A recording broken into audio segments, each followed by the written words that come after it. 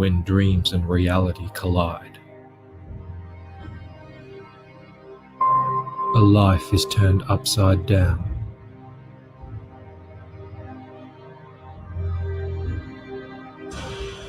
Thrust into a conflict where ancient shadows fight secret wars.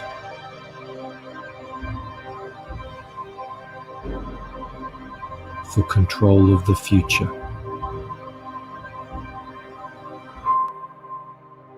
Her allies hide in plain sight, but so do her enemies.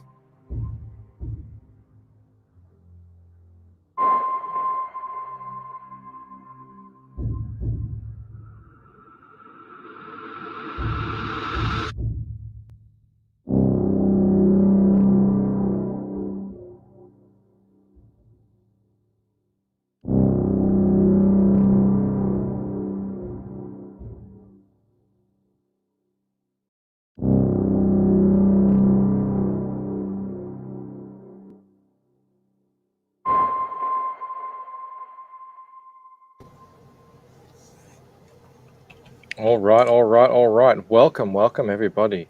Hello. To another lunch break stream. How you going, Blue? I'm doing well. How are you? Got a few people turning up for this. I'm well, thanks. I'm really well. I've been. We've all been kind of going through what we've been going through. That shall remain unnamed over the last couple of days. If you've been on Twitter and YouTube, I thought, time for a little bit of positivity. Let's keep focused on the books. And I've been silent. I've been not secretly. What's the word? What's the word I'm looking for? I don't know. But I've been kicking goals with the Lucent lately. I just got to 180 backers, 13,000 Australian. Makes me feel really cool to see that number. I suppose I should probably change it back to US currency. It's kind of like cheating. I could put it on yen. Is there Japanese here? Here we go. Let's just yen. Leave it on yen and confuse everybody. Yeah. Wow, I'm close to 1 million. Guys, can you get me to 1 million? Everybody will come over from Ethan's stream just to see this. He's at 1 million? I'm at 1 million. Tweet it out. I know I'm about to break 1 million with 180 backers. Like, that is phenomenal. The average order value, it must be through the roof. How much did my I sold my cover art, in case anyone doesn't know about that. That cost someone 53,000. So I'm super grateful for that. There's people out there who are collectors, who want to share in this moment. And what else is there? Oh yes, 900 subscribers on YouTube. Can you believe that? Wow. What did I have when we started this little streaming venture that it's been a journey. I sort of forget, but I think it was like under 25. 25 subscribers? It was something really low and normal. No. It was a bit more than that. I don't know what it was, but it was a bit more than that. But yeah, I'm closing in on 1,000. I'm already up to around 905. So yeah, this is just going really well, and I'm just feeling great. What's going on? We've got some people in the chat. We've got Jimmy here. Callaway's here. Jimmy wants to know what part of Australia. I presume that's what I'm in.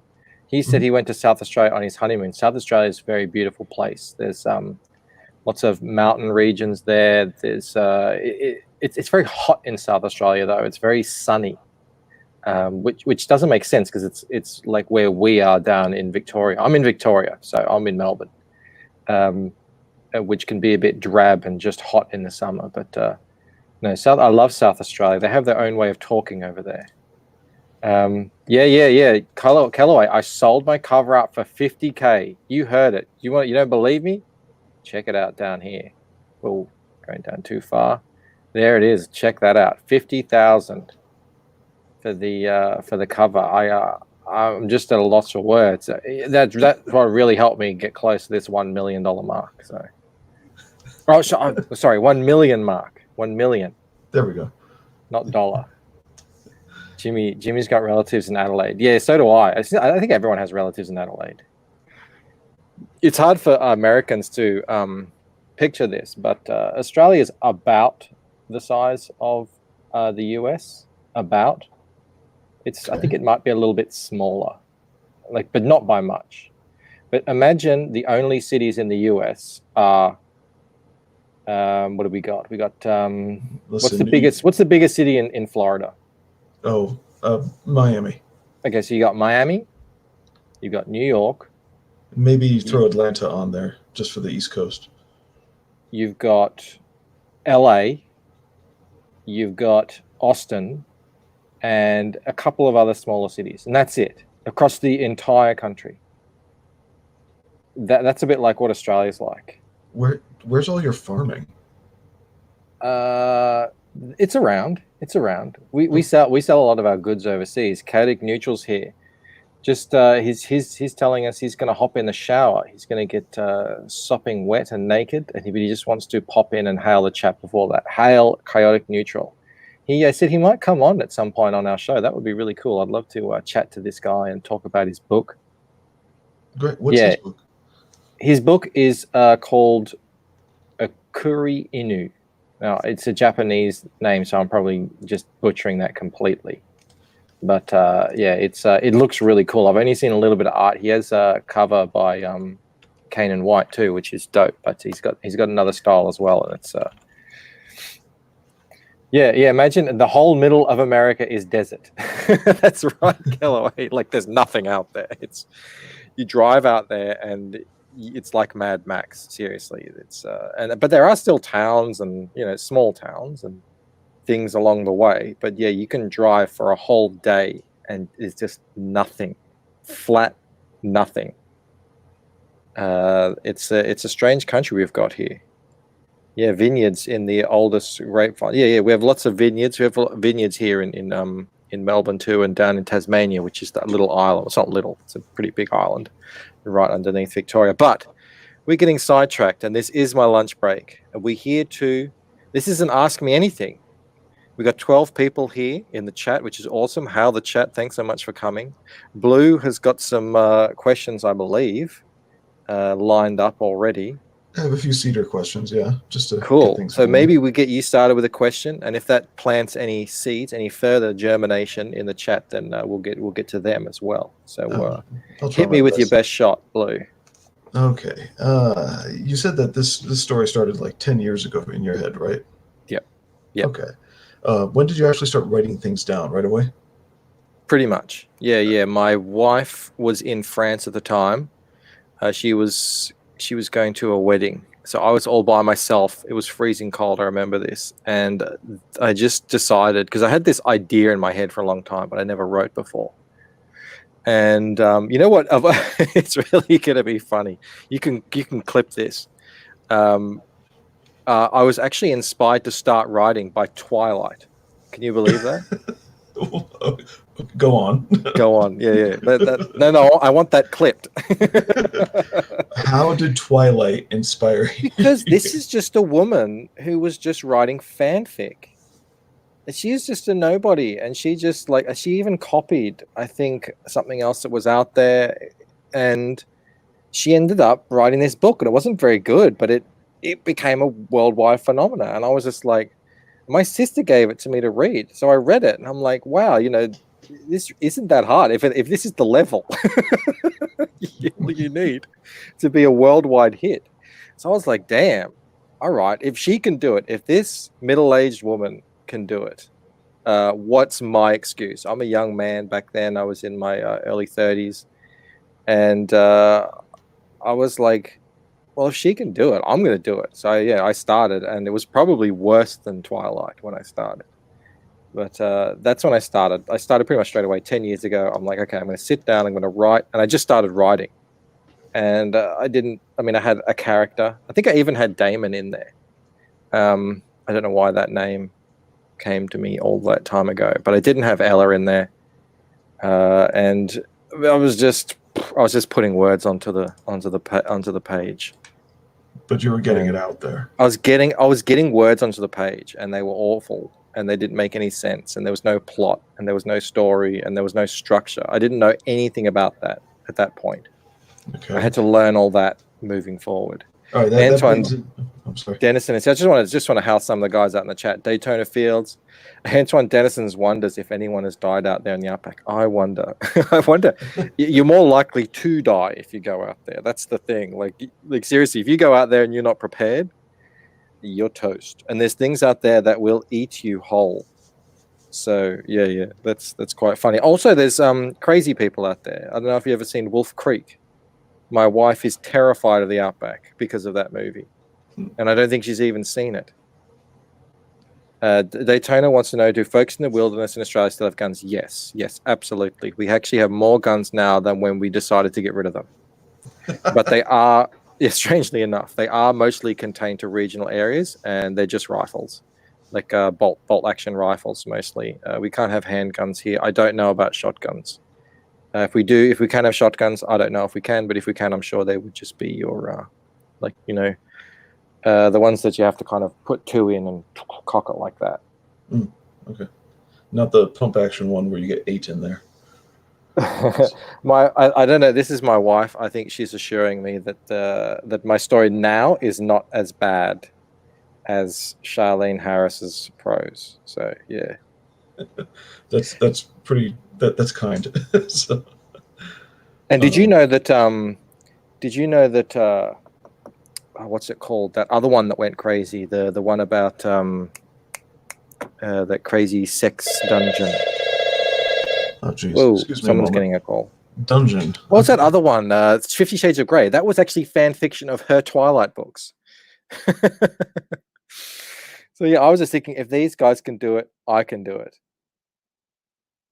Apparently you guys have crazy people living in the woods too here. Yeah, I mean, I'm not saying people live out there are crazy. I'm saying, but there are crazy people out there. And if you were crazy and you did want to mess with people, that's where you'd go, because there's literally no one around for, as far as the eye can see and more. Smiling Bandito's here. Hail and well met. Hail, brother. How you going, mate? How'd you pull up after that night? You were well intoxicated. He was already into it before we started, and we were going for 6 hours, and I didn't see him stop. And he kept complaining, "I'm drunk," and then just would take another sip. So Callaway's he's saying that I'm wrong. You can have pistols, and yes, I do believe, now that I think about it, I read that you can have them for like sporting. If you're into shooting, like target shooting, that's a sport and all that sort of stuff. But yeah, to get them, it would be insane here. The author. Oh, Charlene Harris. So Charlene Harris is the author of True Blood. Now that is a book that is like pulling teeth trying to read that book. Why? I tried it. Oh, it is absolutely abysmal. Just the writing, the prose. It's because I like the True Blood TV show, so I thought, I want to read something that this was based on. And it is like whoever the showrunners were on that show, somehow they mined gold out of whatever Charlene Harris gave them. Well, the gimmick with Twilight, and I know this through a friend of mine who's learning to be an author, and he pals around with a few sci-fi fantasy authors out there because he's learning from them, from their seminars, and they kind of know his face now. But who wrote Twilight? What's her name? Stephanie Meyer. Yes. She went to some of the same seminars and whatnot, and was asking questions before she pumped out Twilight, and it was a deliberate effort, I'm told, on her part to make the protagonist character as vacuous as possible, because that would appeal to apparently that appeals to inserting yourself in as the character for a female audience, which is what that's what Antoine says, and that goes to how women and men read and consume media, and have these heroes. Like when a man kind of imagines himself as the character, he sort of becomes like you watch Luke Skywalker, you kind of think of yourself as Luke Skywalker, I guess. But the women, they want to sort of insert themselves in there, and that's why you get such divergent approaches to storytelling. Yeah, and divergent audiences. But so you were writing, and you were saying it was terrible. You're not so sure Ella even existed, and what was the other guy you named? Damon. Damon. Now I know at one point, because of the way the story developed, that you dropped a male character which left Ella as the lead. You told somebody that once. What really kicked you in the butt to start learning how to write properly or learning about it?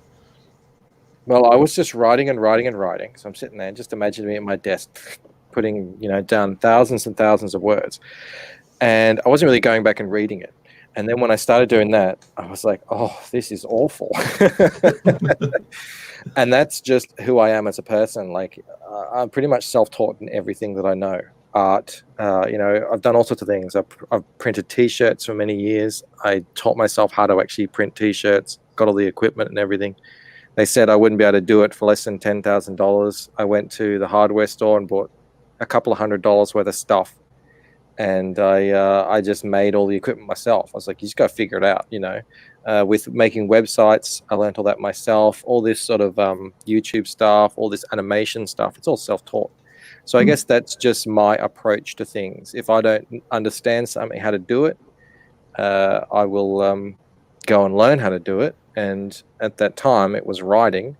So I just got really deep into the whole, I'd spend my days, instead of on YouTube, I'd be on writing forums, chatting with writers and reading their little blogs and things. And all the books that I was reading was, how to write books, as in, the hero's journey and all that sort of classic stuff.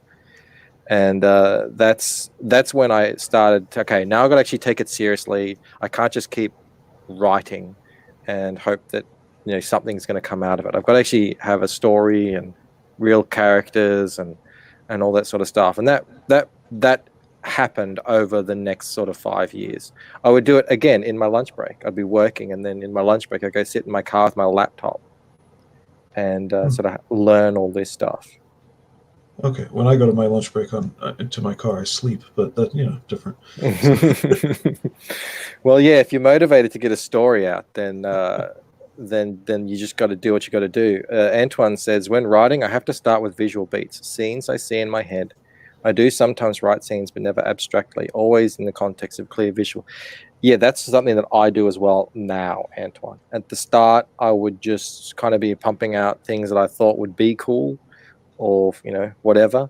But now that I have in my head these characters who are real to me, real people with real lives in my head, I can just sort of set a scene up and watch them go at it as if they were independent people. And what I would do in that, when I am in that writing mode, I'll go for a walk, and I won't have anything with me, and I'll just be walking. Just a scene will be playing out in my head over and over again, and hopefully it's the scene that I need in my story. Sometimes it is, sometimes it isn't.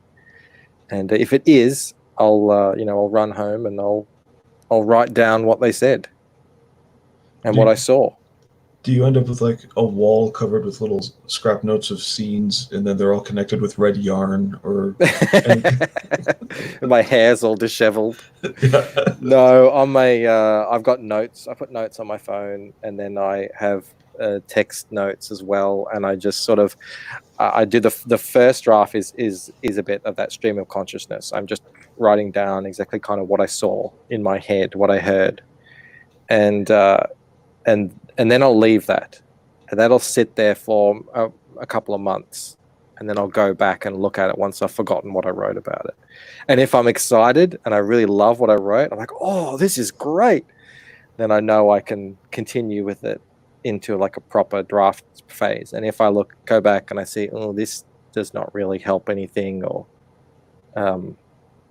it's not really in character or whatever, then yeah, that just kind of gets left in the vault. So the first thing that kicked you in the butt was the self-criticism of the cringe, as you look back. Yeah. Because I'm writing a story to be read. This is not something that I just kind of want to do for myself. I want people to read it. I think, when I read back at the good stuff that I've written, I get the goosebumps on my head, and I get excited, and my heart starts to beat a little faster. So I really love it. Like, I'm writing a story that I really love, and I want to share it. So I definitely did not want to put out cringe. And I knew it's a bit like, I don't want to put down Jawbreakers, but I love the Jawbreakers characters. I love the look, the theme, and everything. But I didn't actually enjoy God King all that much as a story. But I still love everything about it. So about who they are and everything. So it's a bit like that. I knew that what I had here, the bones of the story, were the bones of the world, was good, but packaging it in a way that's entertaining and enlightening and emotional and all the good stuff that people want from a story was the hard bit for me, and still is. So, we have Bandito just put up a question. What's Bandito got for me? What whiskey am I drinking? No. Are you still connected with the writing community? I found that the vast majority of it's vacuous and full of people trying to be successful by marketing to writers, but there are some gems. Yeah, that's just the internet, I think. That's the internet forums, and there is a bit of that. But, I mean, I have fond memories of those forums and those blogs. I think they really, gave me the foundation that I needed to jump forward from. It's a bit like when you go into something like this, you just kind of think, oh, I'm really creative, I'm just going to do it my way. But if you don't know how to use the medium that you're trying to make art in, then it doesn't matter what your end goal is, you don't have the skills. So you need to learn those fundamentals before you can really start to get something together. Hey, we've got another guest here. Drew's here. Hello, Drew. Hello, gentlemen. How are you tonight? Good. Today? How are you going?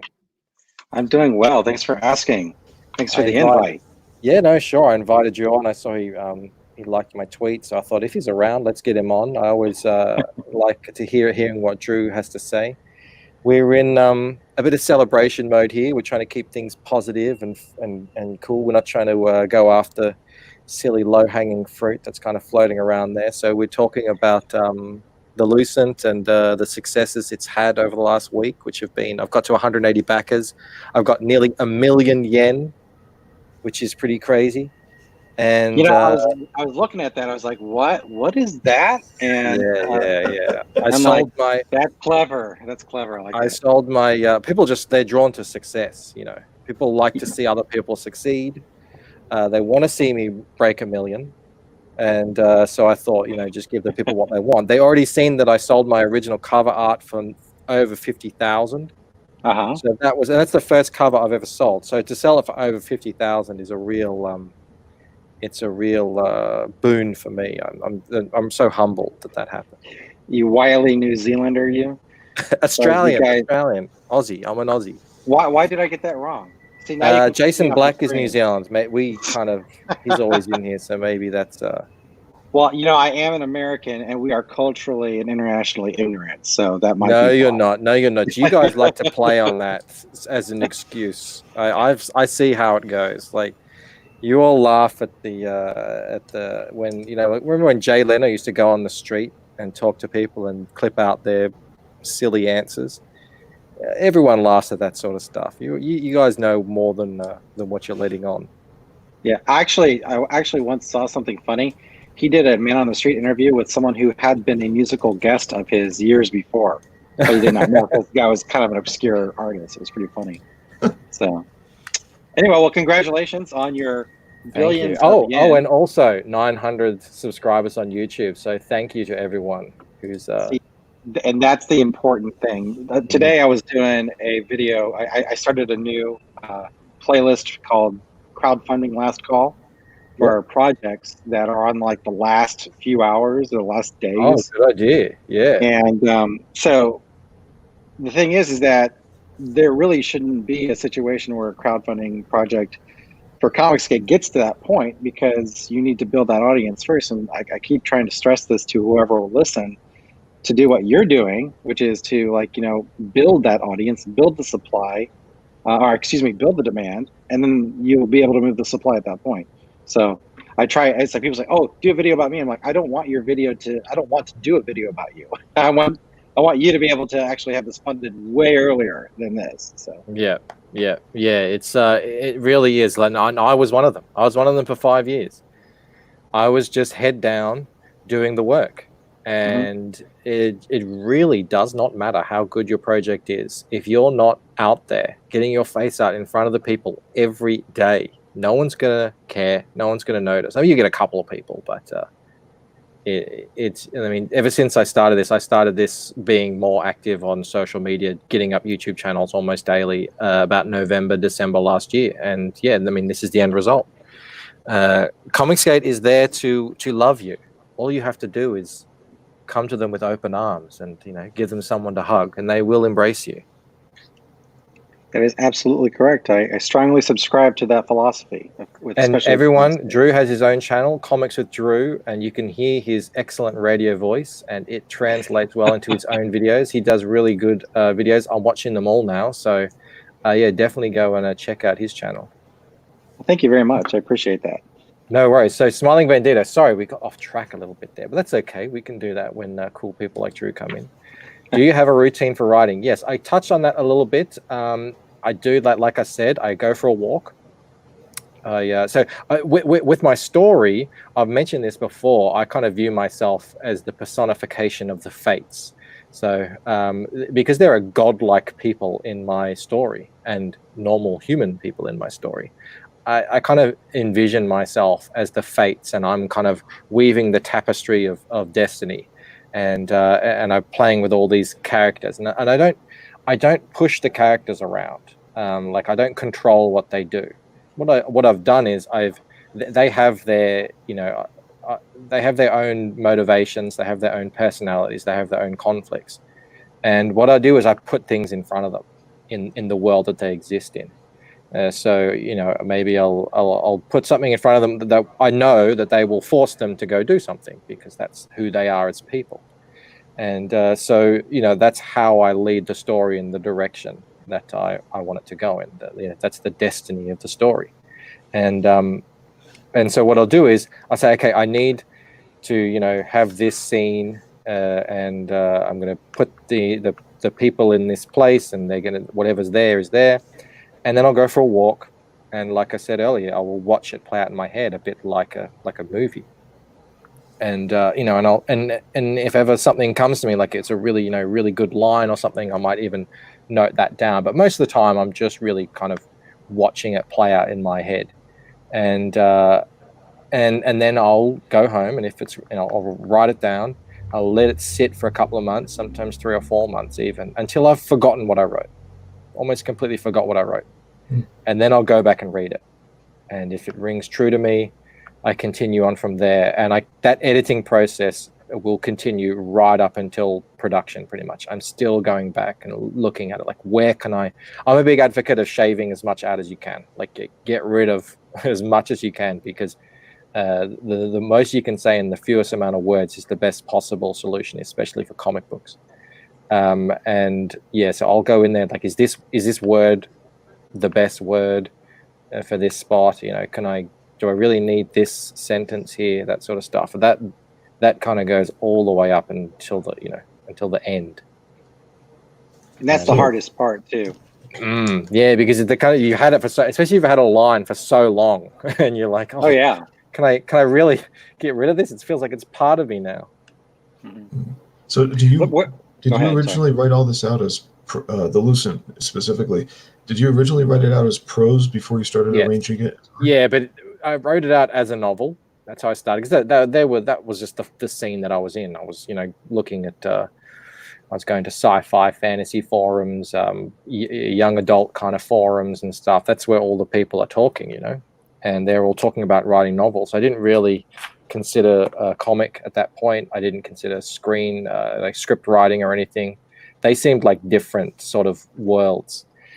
So I did, and it was just always a real struggle for me to get it right. I had real problems with the mechanics of describing the world and what was happening in it, and I think with we'll go take what we were talking about earlier with what's her name, Stephanie Meyer and Twilight.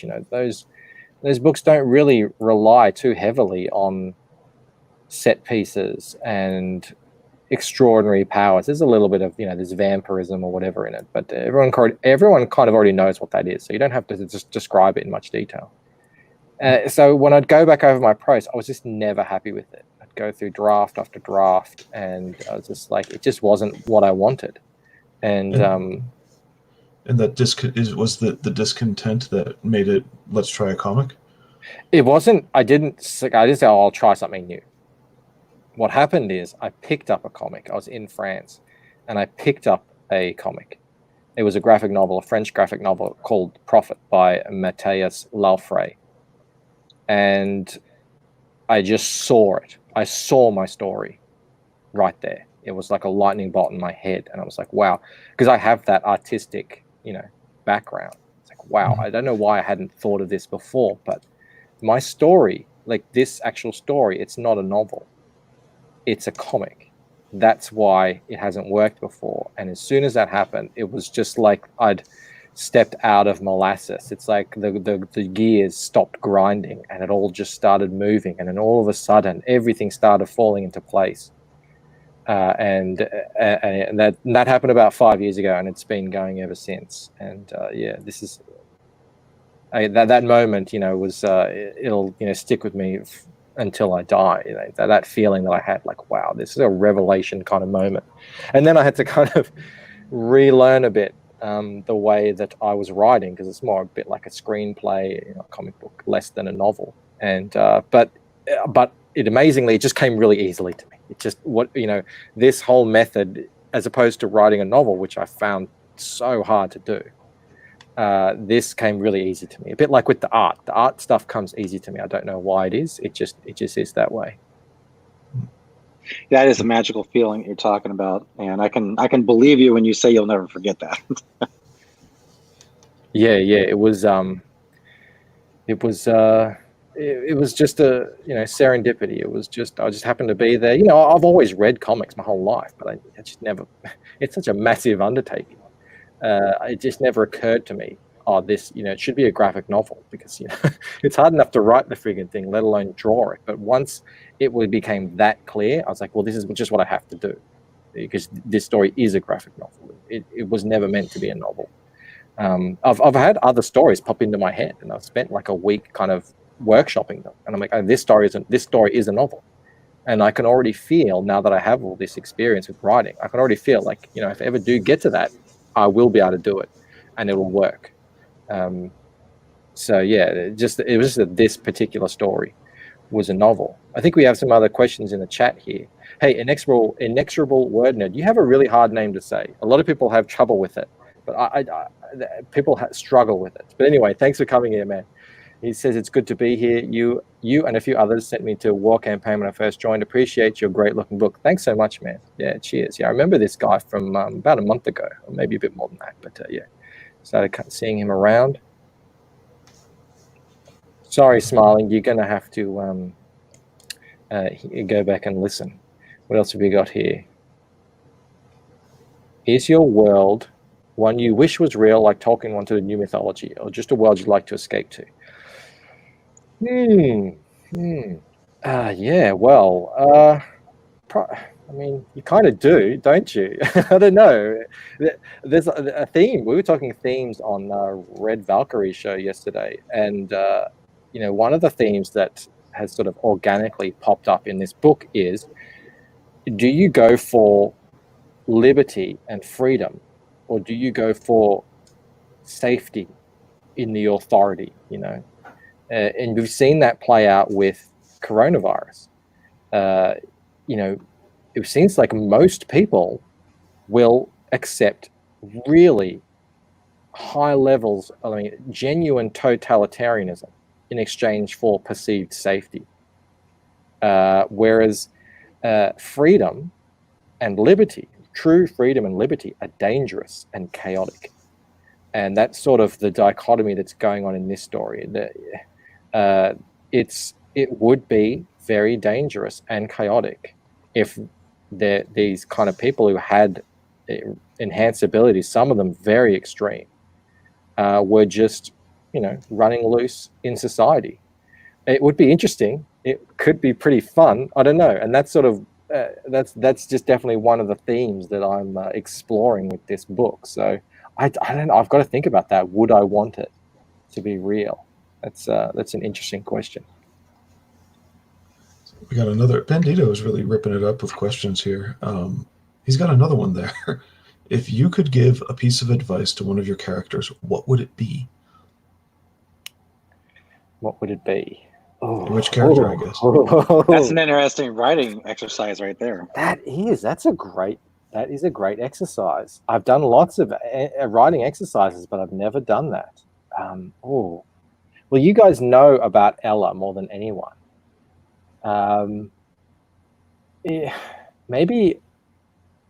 Maybe it would be to Damon, because you guys don't know too much about Damon. I've kept him kind of mysterious because he is mysterious, and he will remain mysterious in this first book and even in the second one. And I would give him the advice to cut Ella some slack, because he has a tendency to be arrogant and brash and he sort of feels that he always seems like he's in control of everything, even if he isn't, and he isn't a lot of the time, and you'll figure that out. But he seems like he is, or he has the air that he is. And she's going through this completely, her life is about to transform in a way that no one has ever really experienced in the history of mankind. And he's just sort of a bit laissez-faire about it, let me just say. So, but this is sort of going on more into the story. Maybe not all of this will appear in Waking Dream, but that's what I would say to Damon. Cut us some damn slack, man. Oh, what else? Hex Allen's here. Hal Hex Allen. Amber Hollis. Are you a new face? I think you might be, or maybe I've seen you. But anyway, she's come and gone. And so thank you for coming, and we'll see you next time, hopefully. Judging from her comments, I think that's a very apropos statement. Yeah, Smiling, that's right, man. Yeah, it's so hard, isn't it? It's definitely be exciting. But I was thinking, would you want Jedis to be real? Because it would definitely be an exciting life. But then again, no, it's a lot of baggage that comes with that. All those trade federation deals they screw up. Yeah. That's right. They're sticking their nose in, getting corrupt and lazy over thousands of years. Yeah, so I think I'm totally into the whole escapist thing. I love that. Yeah, I don't get time to do it anymore with the comic, with the YouTube, with the family. Before I had kids, man, every night I had a book in bed and I was reading for hours and hours, and I just love that so much. That just you get drawn into this story, and you live in these worlds, don't you? And you want to share it with people.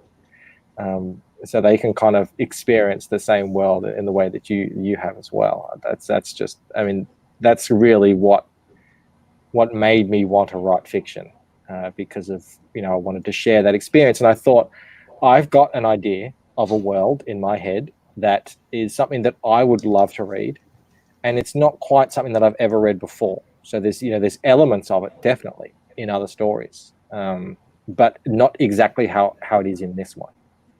And I think that's an added little thing that you need to consider as a writer, is writing the story that, yes, the story you want to read, but also one that isn't exactly one that anyone else has read before in the way that you're telling it. You mentioned something earlier that touched on an issue I'm having and trying to write, and it also touched on a comment that Bandito made 20 minutes ago. He says, my writing always comes from the characters needing to respond to a situation. There we go. And for me, I know where I want my story to end up, and I know where my story is beginning, and I think the obstacles that my characters aren't fleshed out enough yet, I'm having trouble with coming up with those obstacles that they have to overcome in order to get through, in order for their arc to happen. So, but you sound like you're actually not having trouble with that. Is that correct? No, I did for a long time though, and then it all came down to I didn't have their motivations understood. Like I didn't understand what was really driving them at their core. Like why were they acting in the way they were acting? What did they want? And once I really sat down and for each individual character, and some of them are, they're pretty, they're not really in the forefront, but even them, just figure out what do they want, really, and that can change throughout the story, and it does change in the Lucent. A lot of these characters do change what they want as they reach a certain, maybe they reach their goal at some point and realize this isn't really what I want, and it's actually there was something deeper that's unresolved that I didn't realize I wanted. So you can be flexible, but once you flesh out the motivations to as high as a degree as you can understand it, then it just becomes easier to know what obstacles are there in front of them, and as the kind of the weaver of the destiny of the story,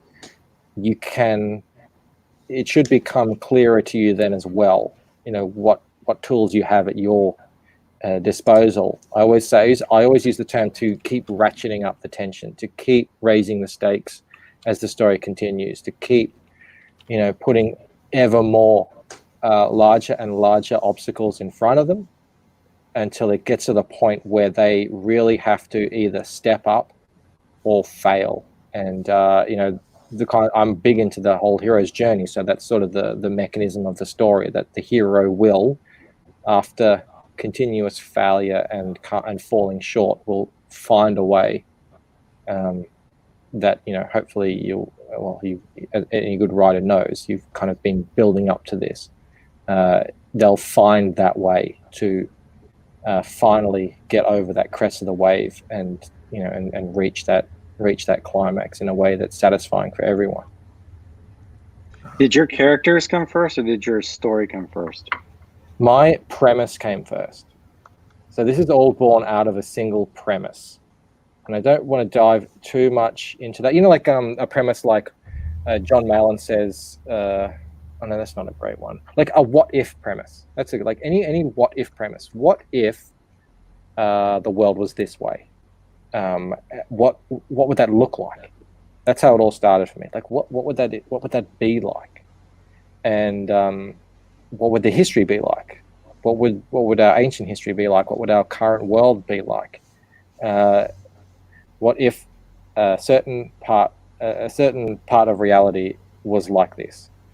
That's how it all started for me. And then eventually, after much, what we were talking about earlier, with much failure and just kind of writing nonsense, I did draw back on archetypes. Okay, so I'm gonna have a hero. I'm gonna have want of a better word, an anti-hero sort of character, or I'm gonna have a mentor. There's going to be all those kinds of characters in there. So what would they look like in this world? Where would they be situated? How would they exist? And then it all just kind of grew over many years out of that. It's so hard to pinpoint where these people came from because it's been such a long process. I guess professionals can just kind of spit this stuff out off the top of their head, but it's been a long road for me to get here. I see CG World Order's here. Hal, CG World Order. Always love seeing you here. Oh, shout out to him. Felix is here as well, posting links. So thanks. That's awesome, man. I love that guys come in here and post links. I love that. It's so cool. It seems so normal. That's the thing that people do on YouTube, but I mean, it's a big deal. People take the time out of their day to come in and post links. It just amazes me. I really appreciate that. Look, and Smiling Bandito's got your channel in there, Comics of Truth. So everyone go check out that. 2 exclamation points. Oh, yes. That's super fancy. Appreciate any that. more questions there in your question bank, Samurai? Oh, for me? My mind wandered. Where is it? No, I had some starter ones, but not anything good and deep. Drew. Yes. What do you want? From your experience in writing, what do you hear from Mr. Bancroft that you might want to draw out of him further? Well, it's funny that you're talking about how you come to your story in the first place. You start with the premise. I have always started with characters, and I've got a character, and this is what this character does, and this is what this character means. And then, like you were talking about earlier, where you set up a situation, you go for a walk, and you just try to play it out in your head. That's kind of how I've always done it myself. But now that I'm trying to myself like reinvent these characters in a different kind of world. What would you give for what would you give for advice for people trying to work from that aspect of it versus the other direction where you came from? Well, once I had the characters, then I can, work from that point of view. And the way I would do it is like to make whatever you do, just make it easier. Make it as easy as possible on yourself. Like don't put up roadblocks for yourself. And I know I was doing that a lot. If you find it easier to kind of formulate processes in writing, then do that. That doesn't mean your writing has to then become formulaic. What I'm saying is, you can. How do I put this? So, like, there's so much existing out there in the world that has already been done. You don't have to rewrite every rule. Your story is going to be unique because you're writing it, because you're a unique person with unique perspectives on everything. You can take a character and you can say, okay, well, what is this? What is this character's purpose in the story? And you can really just spend a lot of time looking at that and saying, well, is the character in their actions and what I've shown? Are they actually serving that purpose? And if they aren't, then you can say, okay, so what other aspects of this character's life could I actually shine a light on that would help tell the story from that perspective? So like that's why for me I just found it so helpful to fall back on archetypes like the mentor, for example. I've got a character who's a mentor, and so even though he did pop out of this world that I existed based purely on a premise, once I've established that he is a mentor character, then I can go back and look and say, like, what have other mentor characters done? What are they known to do? Mm-hmm. And I can draw on that. I'm making it easier on myself. I really don't have to reinvent every single blade of grass in the universe to have the universe feel real.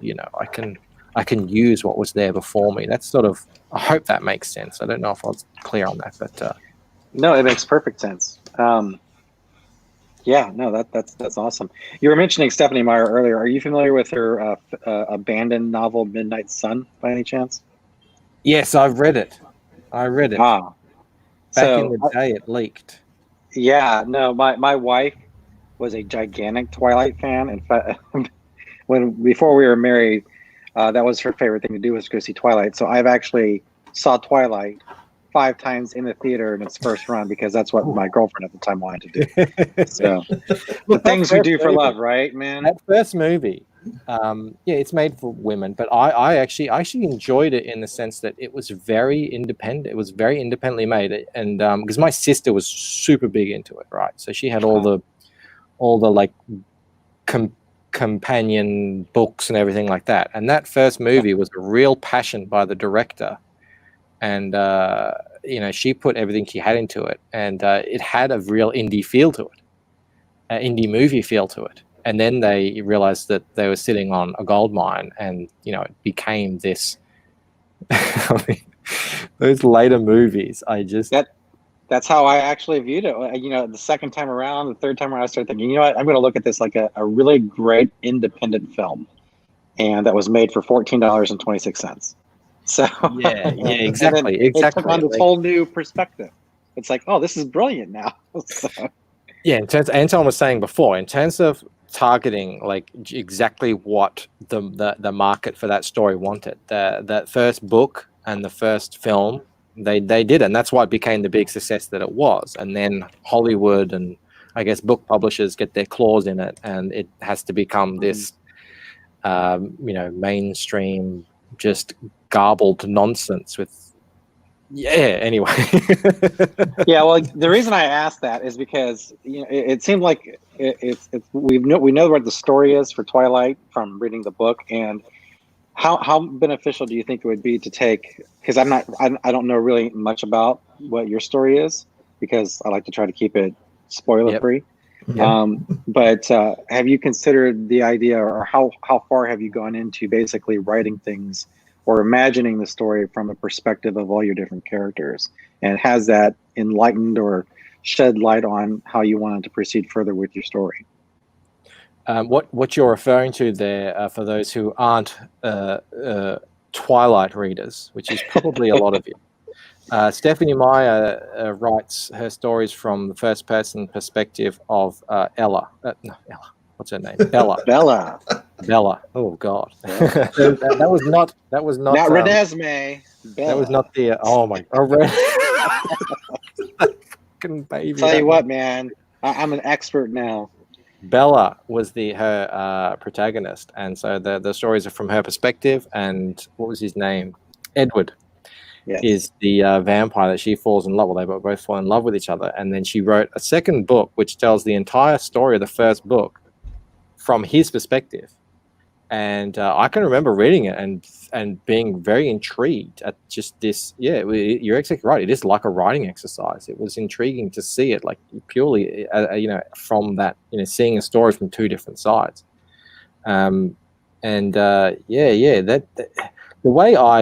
The way I've written this story is, and I've mentioned this before, is I've written out an entire saga, a history of the world that I've built here, and it goes far back into the past and goes a little bit into the future as well. And so, a bit like if you can imagine Star Wars, Star Wars, the story of the Empire and the Jedi and all that sort of stuff. That they didn't go into that. What they did is they just took out the bit with Luke Skywalker, culminating with the redemption of Darth Vader, and that's the story that they decided to tell out of that entire kind of whole timeline of possibilities. And that's the way that I kind of look at it. So I've written this whole saga that goes back thousands of years and includes all kinds of different people and places, but my story is sort of plucked out of that timeline, and it's of Ella and her introduction to the world that I've built, and culminating in wherever that leads to. And I actually have spent some time looking at it from the other character's perspective, because a lot of those perspectives are in this document that I've written, which details their history. But I haven't written any prose or dialogue. I have written dialogue. I shouldn't say I haven't written any dialogue. I haven't written any prose or done an in-depth exercise like what we were saying earlier about that stuff. So you have like a Lucent Bible? I do, and it has, and I have a appendix or whatever it is, sort of where I try and outline rules, that kind of govern how things work and that sort of stuff as well. So I've got the history, and then I've got the appendix, I guess, or whatever, the supplemental, and that has explanations of how certain things work, and they're the rules of the universe that shall never be broken. Good. I stand firm by that. With like hyperspacing into objects, like that kind of thing, right? Exactly like that. Anton Dennison says, how do I negotiate the compromises between artistic integrity and commercialism? I guess look, like I said earlier, I'm writing a story to be read. I hope it's commercial. I have a feeling that it is. I can do that with art as well. I can make the art as commercially appealing as possible, but I'm, as much as you can be tempted to pander to certain things, like Comicsgate especially seems very focused on big loud action and very iconic looking characters, and I love that as well, just as much as the next guy. But it wasn't ever really the story that I wanted to tell. The characters with like, I don't know if you guys are familiar with Clayton Barton. I love this guy. He's he does character designs, and he has a cool big YouTube channel. He teaches people how to draw comics. He works with Rob Arnold, and his characters are just friggin' amazing. The designs he does, they're just sort of iconic from the get-go. They have those classic silhouettes. And so I could have said, okay, I could be more commercial with this. I can kind of dress my characters up in something that's a bit more comic booky. But that just was never really the story that I wanted to tell. Not that I shouldn't put it like that.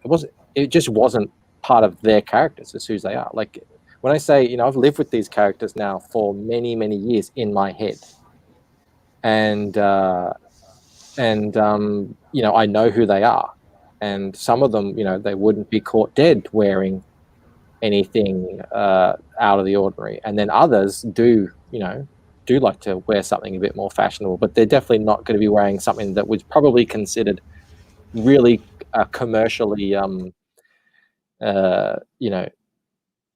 iconic in the comic book world. Like say for instance Cyberfrog. It's just now he's become an iconic comic book character design. So yeah, I'm trying to make my book commercial in other ways, hopefully, and I think there's a market out there for different kinds of stories like the Lucent. Well, we talked about marketing earlier, and your entire pre-launch campaign actually got me in the mindset that when you launched, it was as if this is just launching. I thought this had already been started, and I was waiting for the closing date already. So it was kind of a surprise and like a little holiday, something very special when you actually launched. But you did well at getting it out there to just have people familiar with the name and have people familiar with the image. So that was good. We do have a couple other questions though. Smiling, I had one about how much have you changed the story since you started drawing it? Has that required changes? But I think Bandito's might be a little bit more interesting. Do you feel you were able to finish the overall story, or are you constantly editing? I'd say I'm still editing certain parts of it. Some of it is pretty set in stone, but others, I'm still learning as a writer. I love watching films. Like I said earlier, I don't get time to read as much anymore, if at all. But even reading comic books as well, I'm learning like, oh, this would actually work better here than how I had it planned originally. So yeah, especially stuff later on in the story, more stuff of like how Bandito was saying earlier. I think it was Bandito, maybe it was Drew, saying it's hard to find the right obstacles to put in front of people. Sometimes you had it envisioned a certain way at the beginning, but then you realize, no, it's actually better this way, and you can change that stuff. It's kind of medium-sized stuff, so not huge stuff. Because I do like to drop Easter eggs. There'll be Easter eggs in this book. There'll be heaps of foreshadowing, and so that stuff needs to happen. That needs to have a payoff, and later on in the later books. So I can't change super duper big stuff, but the middle stuff and of course the small stuff, that's sort of constantly in flow. And as well when you do art, like you can have something envisioned in your head and then you draw it, and it's like didn't quite come out exactly how you had originally envisioned it. And that's just sort of how art works. So yeah, it's still clay. It's not hardened yet. Okay, yeah. Even though you're publishing soon, but it's only the first book. Well, no, the first book that's pretty much, that's a little sun-baked. Yeah. Yeah, even the second book is pretty well done, and the third, but I haven't done the art yet on the third. So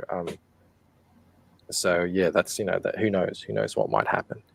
People might give me some criticisms. I'm sure they will when they read this first book, and then I can look at that and think, oh, is that something that I want to add in the books moving forward, or change in the books, and yeah, so that who knows what comes. That's that's sort of the beauty of doing a story in parts. That's the kind of the one benefit of it, is that if something isn't really working as well as I thought it might, then I can go off reader feedback. Steer away from it. Yeah. You mean you're not going to tell them that they're wrong and that they're man babies? That they're toxic and attack them and say, you're all just too stupid to understand what I'm doing, idiots. Yeah, no, that's not really what I'm about. So yeah. And I think one last question, and because Bandito's just been so amazing this show, I'll give that to him. Do you feel like you need to write yourself into your books? I certainly hope not. No, I don't. I try not to. I mean, some of yourself will seep in. I mentioned this on Red Valkyrie show the other day, that we were talking about themes, and how I have a number of themes that have organically grown up, that kind of become the furniture, as you put it, in the story. But they're just more of a reflection of the kind of changes and the interests that I have kind of had over the last 15 years in my own life, talking about the liberty and authority themes and that sort of stuff.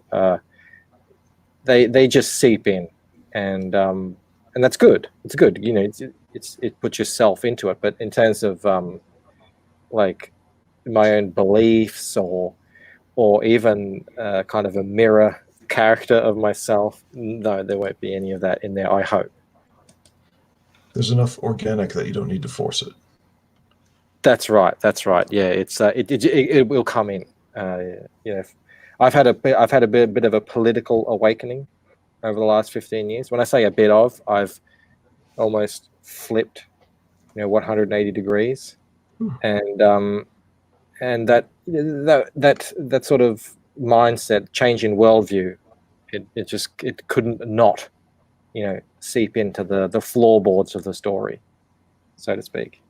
Cool. I think Tolkien once said that Lord of the Rings was an inherently Catholic work, even though he wasn't actually trying to make it that way. And I think that kind of is indicative of great writing, is when you are in it, but you're not in it explicitly. You're not beating people. You're not the star of it. It just kind of informs what you're writing. Yeah. I'm hoping, when my children are old enough to kind of read all this and understand it, that they'll get a sense of who I was as a person, just from reading this story. Sort of a bit of an insight into my worldview, and I'm hoping that at least. So, all right. You brought up an anecdote, but we're closing now. Okay, no, just shoot it out, because I've got a couple of minutes. When I met James O'Barr, it was enormous for me. So I have like 20 anecdotes from there. When I approached him with my stack of books, I just read a Rolling Stone article about Trent Reznor from Nine Inch Nails, and it was the guy writing the article described people backstage, and I took something from that. So when I went to a bar, I said, I have a lot of your books, but I don't pretend to know you. It's funny you say you want your kids to be able to know you a little bit through your books, and yet I kind of have learned to assume the opposite, that I don't know somebody just despite having read their books. I don't know. Well, you won't know me through any of these characters. I hope not. But you'll maybe you'll just get a sense. You'll get a sense of my idea of fairness and justice and what's important, and my kind of take on what we as people should be looking for out of life, and how we should be facing obstacles. In the same way that if you read a really awful trash SJW book, and you look and you see you're getting a glimpse into the mind of a person who is just completely opposite you in their worldview. Yeah. Even though it's you may not. I think of it as getting a glimpse into the mind of a sack of ferrets, personally. Well, on that note, thank you two gentlemen for coming in to chat with me. This has been a lot of fun. It does make it so much easier to kind of sell my book if I have people ask me questions rather than me just repeating myself over and over again. Bandito again had asked a question, I didn't get to it, where he says like, what's something about campaigning, and the best part of campaigning is talking to people about your work and having them actually listen and care about it and be interested. That is what is like far and away the best part of it. Like I'm having so much fun doing these shows, and I hope that comes through. And I'm so thankful that all you guys are coming here into the chat. We've got 24 people in here for a show about my book, which is hasn't happened before, I don't think. And I'm just so grateful, and I love all you guys. I recognize you all. Thank you so much for coming, and thank you again, Samurai and Drew. You're welcome. Go ahead and like that video. Yes, like the video. Only 16 Right, likes. we're on our road now to 1,000, and hopefully we'll get to 1 million Japanese yen on the Lucent before I get to 1,000 subs, because that will be a milestone. I can't wait to get. Does anyone know how to say 6 figures young lady in Japanese? Because we need to learn that and spread the word. So hail everybody. I just see Largo turned up. I hope you go back and listen to this if you weren't here earlier. And I will see you guys next time. All right. Good night. Thanks. Good night.